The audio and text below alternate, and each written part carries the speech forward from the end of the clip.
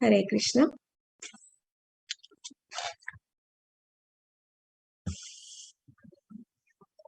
तो जैसा कि आज का श्लोक हम कर रहे हैं, स्कंद 3 अध्याय 8 श्लोक संख्या 30, 31, 32 और 33। तीनों श्लोक 4 श्लोक है इसमें। तो जैसे कि हम अभी देखते आ रहे हैं कि ये अध्याय का नाम है गर्भोदकशाही विष्णु से ब्रह्मा का प्राकट्य।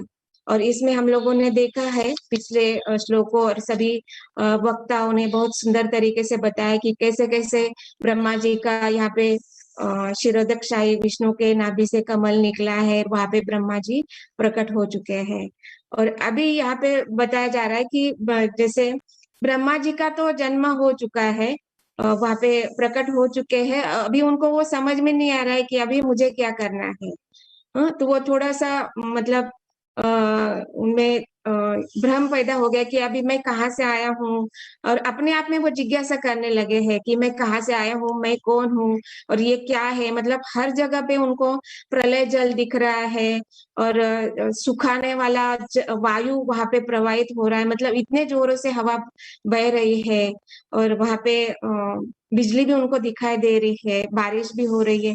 ये सारी चीजें देखकर वो डर रहे हैं और वो क्या कर रहे हैं, पुनः उस कमल के अंदर जो कमल का जो तल है वहां पे जाके बैठे हैं और सोच रहे हैं कि मैं कौन हूँ और ये सारा क्या है, कुछ समझ में नहीं आ रहा है। तो वो क्या कर रहे हैं, जो कमल का जो अंदर का कोश है उसके अंदर चले जाते हैं और वो कोश कमल के कोश के अंदर पूरा जो 14 भुवन है जो उसमें वो जाकर आते हैं, देखते हैं वहां पे कोई है क्या, कुछ दिखाई दे रहा है क्या, प्रयास कर रहे हैं। ऐसे तो देखा जाए तो सब जगह पर अंधेरा है, लेकिन यहाँ पे कुछ श्लोकों में बताया गया है कि जैसे भगवान विष्णु, क्षीरोदकशाही विष्णु कहाँ पे लेटे हैं, प्रलय जल में अनंत शेष के शैया पर लेटे हैं। और अनंत शेष कैसे है, उनके अनंत फन है और उनके फनों पर क्या है, अलग अलग प्रकार के मणि है, रत्न है, और उन रत्नों से वहां पे प्रकाश निकल रहा है।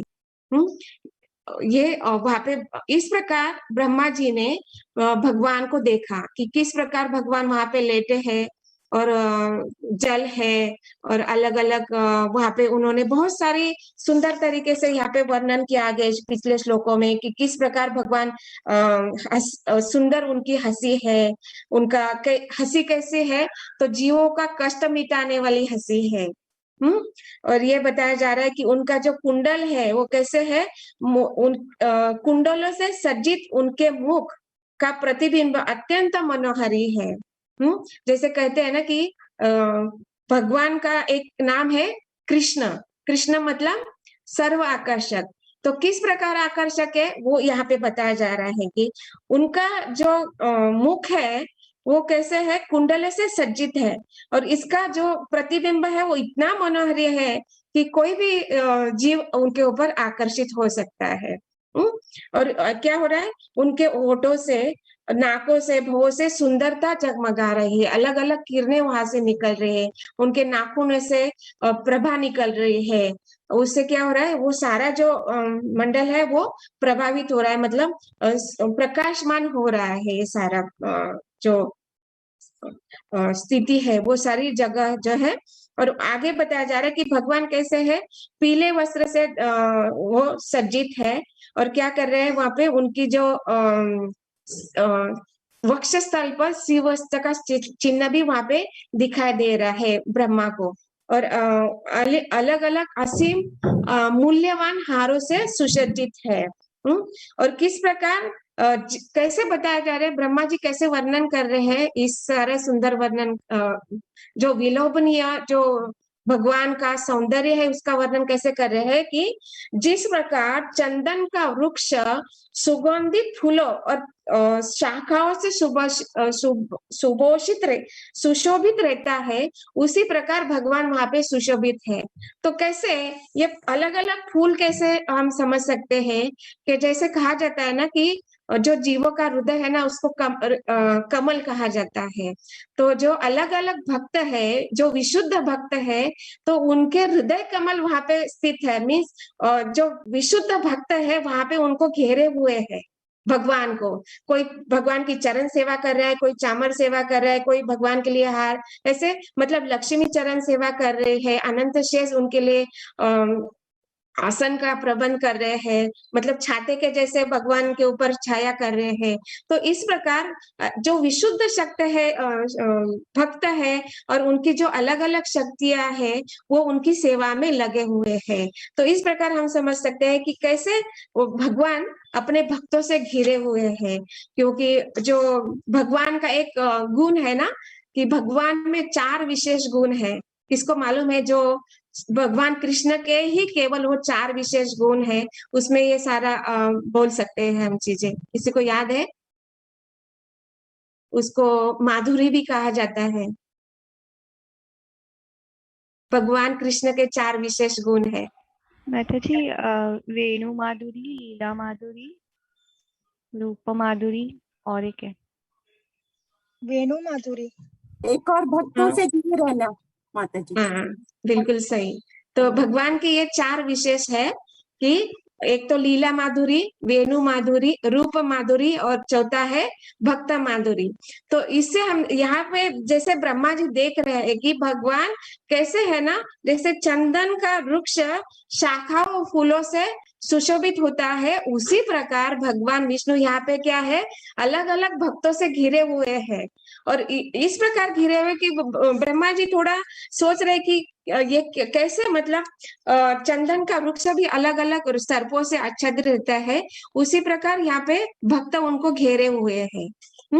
और इस प्रकार और आगे बता रहे हैं कि ये भगवान का जो स्वरूप है ना, ये कैसे है। अभी 30वें श्लोक में बता रहे हैं, क्या बता रहे हैं कि जो भगवान का जो शरीर है वो इस प्रकार विशाल पर्वत के जैसा है। कैसे है वो विशाल पर्वत? कि सभी प्रकार के जड़ और चेतन जो जीव है उनको आश्रय स्थल प्रदान कर रहे हैं। कि जैसे कि कल के श्लोक में शत्रुघ्न प्रिया माता जी ने बहुत सुंदर तरीके से बताया कि किस प्रकार भगवान सभी शक्तियों के आश्रय स्थल है। तो यहाँ पे अभी बताया जा रहा है कि भगवान जो है ना, सभी जड़ और चेतन जीवों के आश्रय स्थल के समान वहां पे खड़े हैं, मतलब पर्वत आकार के जैसे। उन अलग अलग, जैसे पर्वत में अलग अलग चोटियां होती है, कोई छोटा होता है, कोई नीचे होता है, कोई ऊंचा होता है, और अलग अलग उसमें पेड़ पौधे लगे हुए हैं। और कैसे अलग अलग पर्वतों में अलग अलग रत्न भी हमें प्राप्त होते हैं। तो ये जो भगवान अनंत शेष के सर में जो मनिया है, जो रत्न है, वो सारे वहां पे दिखाई दे रहे हैं। तो इसी प्रकार उनके जो सर के ऊपर जो मुकुट है, मुकुट और जो रत्न जड़ित है, उसमें भी रत्न जड़े हुए। तो ये क्या बताया जा रहा है कि जिस तरह पर्वत में हजारों सुनहरी चोटियां होती है, उसी तरह अनंत नाग के सुनहरे मुकुट वाले हजारों फनों से युक्त भगवान दिख रहे हैं। तो ये भगवान का कैसे दिख रहे हैं, ये ब्रह्मा जी हमें यहाँ पे बता रहे हैं। और जिस तरह पर्वत कभी कभी रत्नों से पूरित रहता है, उसी तरह उनका शरीर मूल्यवान रत्नों से पूर्णतया सुशोभित था। जिस तरह कभी कभी पर्वत समुद्र जल में डूबा रहता है, उसी तरह भगवान कभी कभी का प्रलय जल में डूबे रहते हैं। कि अभी जैसा भी यहाँ पे दिखाई दे रहा है ना, कि भगवान क्या है, अनंत शेष पर बैठे हैं, लेटे हैं, लेकिन वो जल में आधा जल में, वहां पे जल में लेटे हुए हैं ना। तो ये जल जो है प्रलय जल में है। जैसे पर्वत समुद्र में डूबा रहता है, उसी प्रकार ये जो भगवान का आसन है अनंत शेष, वो भी आधा पानी में वहां पे जल में डूबा हुआ है। और यहाँ पे अभी नेक्स्ट श्लोका में 31 में ब्रह्मा जी बता रहे हैं कि पर्वत आकर भगवान पर दृष्टि डालते हुए ब्रह्मा ने यह निष्कर्ष निकाला कि वे भगवान हरि ही है। तो यही भगवान है, ये ब्रह्मा जी ने अभी कंक्लूजन निकाला है। और उन्होंने देखा कि उनके वक्षस्थल पर पड़ी फूलों की माला वैदिक ज्ञान के मधुर गीतों से उनका महिमा गान कर रही है और अति सुंदर लग रही है। अभी उन्होंने क्या देखा कि बहुत सुंदर सुंदर वहां पे माला है, और वो जैसे कि हम लोगों ने क्लास में सुना होगा कि जो, क्योंकि यहाँ ये क्या है, अभी भगवान यहाँ पे उनको ब्रह्मा जी को दिखा रहे ये सारी चीजें। तो ये कौन सा जगत है, कौन सा जगत है ये? भौतिक जगत, भौतिक जगत है माता जी। ये आध्यात्मिक जगत है माता जी, आध्यात्मिक जगत है। आध्यात्मिक जगत। अभी भौतिक जगत का सृष्टि हुआ ही नहीं है ना। ये हम लोगों ने अगर इसमें सेकंड कैंटो में पूरा पढ़ा है माता जी, सेकंड कैंटो का 9वां अध्याय में बताया जा रहा है कि भगवान, श्री भगवान के वचन का उदाहरण देते हुए प्रश्नों को उत्तर, जो यहाँ पे मैत्रेय मुनि से विदुर जी अलग अलग प्रश्न कर रहे हैं ना, उसमें बताया जा रहा है कि कैसे भगवान ब्रह्मा जी को एक तो पहली बात है कि तपस्या के लिए प्रेरणा देते हैं। तो भगवान अंदर से उनको प्रेरणा देते हैं कि अभी तप करना चाहिए। तो ब्रह्मा जी क्या करते हैं, तप करते हैं। तो कितने सालों तक तप करते हैं? हाँ, 100 वर्ष। लेकिन कौन से 100 वर्ष? ब्रह्मा के 100 वर्ष। हाँ, तो ब्रह्मा के 100 वर्ष को दिव्य वर्ष कहा जाता है। तो ऐसे दिव्य 100 वर्ष की तपस्या के बाद भगवान उनके ऊपर प्रसन्न होते हैं। और जब भगवान ब्रह्मा जी के तपस्या से प्रसन्न होते हैं, तो भगवान अभी उनको पूरा आध्यात्मिक जगत दिखा रहे हैं। क्यों दिखा रहे हैं? क्योंकि अभी भगवान ने इच्छा किया ना कि जो जीव इस प्रलय के जल में पड़ा हुआ है और जब वृद्धावस्था में है, उनको मुक्त होना है, वापस मुझे तक पहुंचना है, वापस भगवत धाम में आना है। मेरे बच्चे ऐसे दुख में नहीं पड़े रहने चाहिए। इसलिए भगवान क्या कर रहे हैं, अभी सृष्टि करने की इच्छा कर रहे हैं। तो इसलिए यहाँ पे ब्रह्मा का प्राकट्य हो रहा है, क्योंकि जो अभी भौतिक सृष्टि का निर्माण करना है। तो इससे कैसे ब्रह्मा जी को पता चलेगा कि अभी ये जो सृष्टि करनी है तो कैसे होना चाहिए, हर चीज कैसे होना चाहिए, पर्वत कैसे होना चाहिए, पेड़ पौधे कैसे होना चाहिए, या अलग अलग जीव है जो 84 लाख योनि है, उनको कैसे शरीर प्राप्त होने चाहिए, या उनके अलग अलग कर्म कैसे है, उनके स्वभाव कैसे है, ये कैसे मालूम पड़ेगा ब्रह्मा जी को? तो ये ज्ञान उनको होना चाहिए। इसलिए भगवान क्या कर रहे हैं, वहां पे ये ज्ञान उनको वहां पे प्रदान कर रहे हैं। और अपनी जो आध्यात्मिक सृष्टि है, जो गोलोक वृंदावन है, वहां पे उनको वो दिखा रहे हैं कि ये सारा ऐसे आपको बनाना है। मतलब ये क्या है, आपको रिप्लिका बनाना है, ऐसे ही आपको यहाँ पे बनाना है, भौतिक जगत बनाना है। तो इस प्रकार देखते हैं कि भगवान उनकी तपस्या से प्रसन्न हो जाते हैं और भगवान सब उनको दिखा रहे हैं। तो जैसे कि यहाँ पे बताया जाना कि ये जो आध्यात्मिक जगत है, ये आध्यात्मिक जगत में हर वस्तु मतलब बोल सकती है, जीवित है, पर्सनैलिटी है। वो हर वस्तु जो है बोल सकते हैं, मतलब पर्वत भी बोल सकते हैं, पौधे भी बोल सकते हैं, पशु भी बोल सकते हैं, पक्षी भी बोल सकते हैं, हर चीज, मतलब यहाँ तक मिट्टी है, जल है, वो भी बोलने वाली सारी वस्तुएं हैं। तो इस प्रकार हम यहाँ पे देख रहे हैं कि इस श्लोक में ब्रह्मा जी बता रहे हैं 31 श्लोक में कि भगवान के वक्षस्थल पर पड़ी फूलों की माला वैदिक ज्ञान के मधुर गीतों का महिमा गान कर रही है। तो ये जो मालाएं है, ये कोई साधारण फूलों की हमारी भौतिक माला नहीं है। ये भौतिक माला हम लोग जब पहनते हैं तो वो थोड़े टाइम के लिए सूखने लगती है, थोड़ा खराब होने लगती है। लेकिन ये भगवान की जो माला है ना, वो कैसी है, दिव्य फूलों से बनी है। और वो क्या है, अलग अलग फूलों से बनी होने से, आध्यात्मिक होने के कारण वो वैदिक ज्ञान से पूरित है। और वो वैदिक ज्ञान से पूरित होने के क्या कर रही है, भगवान का गुणगान कर रही है।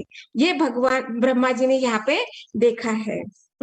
और इस प्रकार भगवान बहुत सुंदर लग रहे हैं। और एक चीज वहां पे देखी उन्होंने कि सुदर्शन चक्र को भी उन्होंने वहां पे देखा है। और सुदर्शन चक्र क्या कर रहे हैं, ये जो सभी की वहां पे रक्षा कर रहे हैं।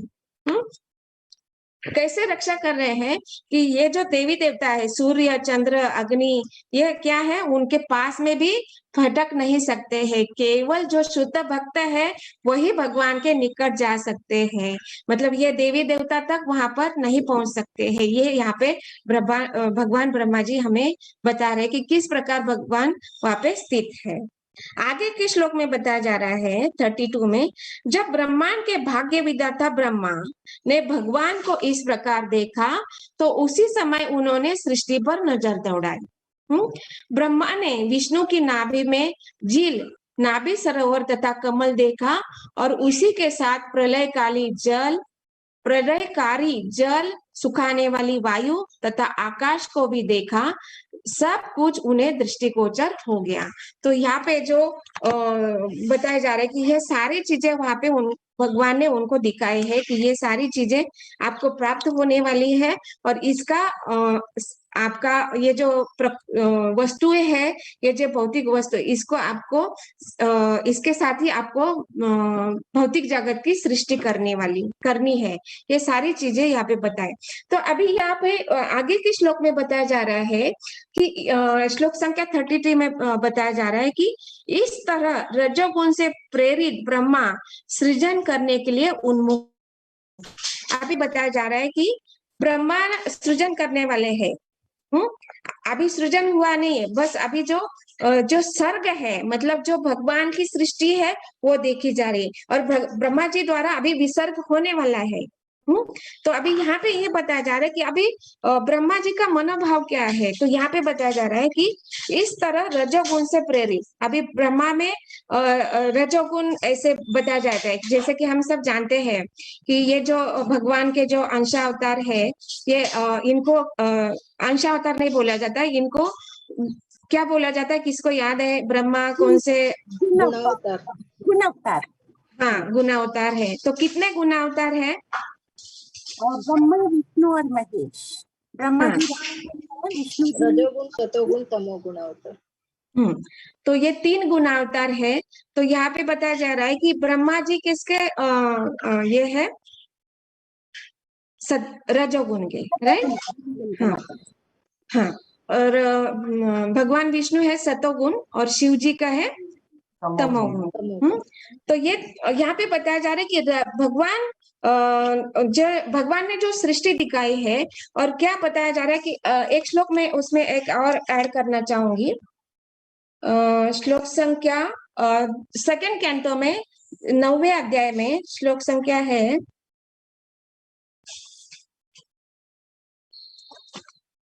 एक सेकंड,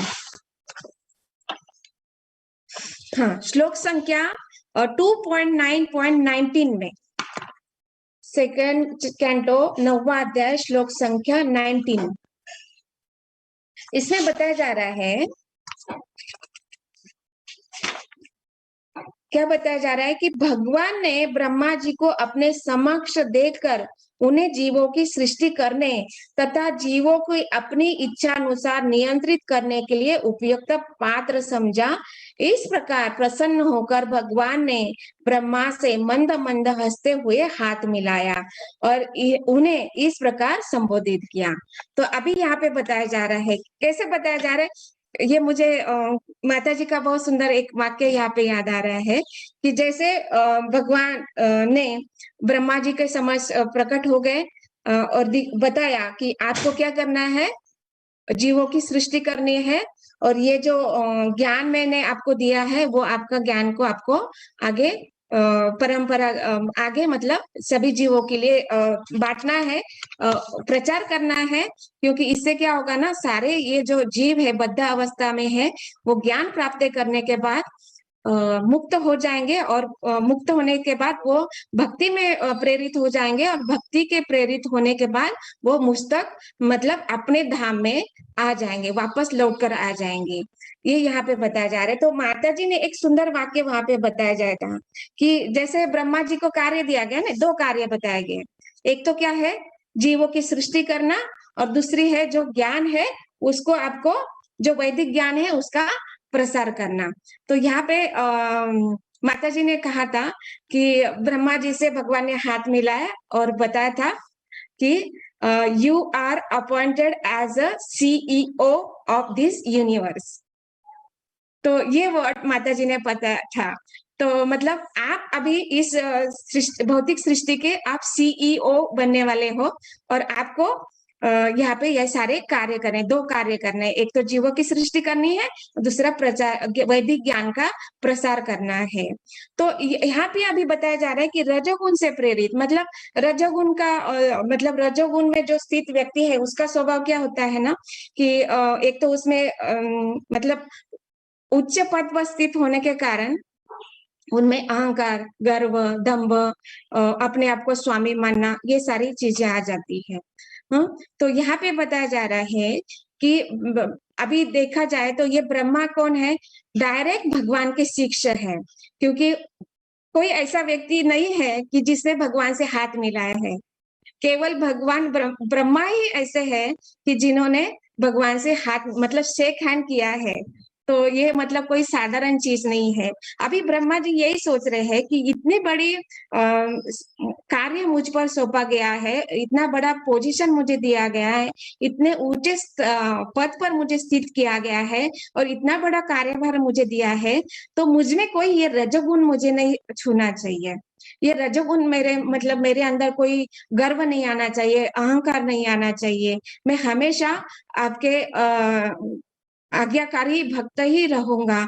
ये भगवान यहाँ पे सोच रहे हैं, ब्रह्मा जी यहाँ पे सोच रहे हैं और भगवान से प्रार्थना कर रहे हैं कि मुझ में कोई अहंकार नहीं आना चाहिए। लेकिन इसलिए यहाँ पे बताया जाए कि इस तरह रजोगुण से प्रेरित ब्रह्मा सृजन के लिए उन्मुख हुए। अभी ब्रह्मा जी अपना कार्य करने के लिए शुरू करने वाले हैं, कि अभी जो भौतिक सृष्टि है उसका कार्य अभी आरंभ करने वाले हैं।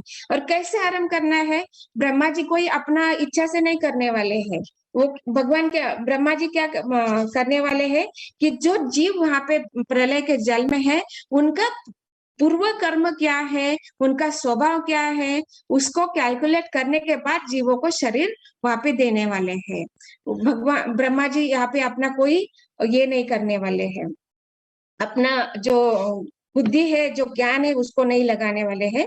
बस जो कार्य यहाँ पे, इसलिए श्लोक नंबर 29 में स्कंद 2 अध्याय 9 श्लोक नंबर 29 में बताया जा रहा है, भगवान से प्रार्थना कर रहे हैं ब्रह्मा जी कि कृपा करके मुझे बतलाए, जिससे आपकी आज्ञानुसार मैं इस विषय की शिक्षा प्राप्त कर सकूं और इस तरह ऐसे कार्य को अबद्ध हुए बिना जीवात्मा को यंत्रवत उत्पन्न करने का कार्य करता रहूं।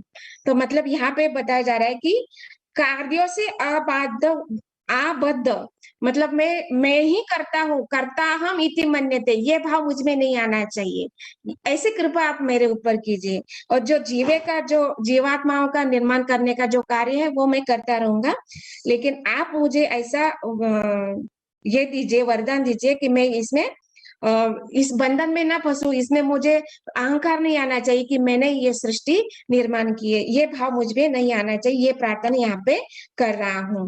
तो आगे के श्लोक में भी बताया जा रहा है, श्लोक संख्या 30 में, हे अजन्मा भगवान, आपने मुझसे उसी प्रकार हाथ मिलाया है जिस प्रकार कोई मित्र अपने मित्र से मिलाता है। तो अभी भगवान यहाँ पे भगवान के साथ ब्रह्मा जी का संबंध स्थापित हो गया। जैसे हम जानते हैं ना कि भगवान के साथ हमारे 5 प्रकार के संबंध होते हैं। किसको याद है 5 प्रकार के संबंध? हाँ, आशा देवी माता जी।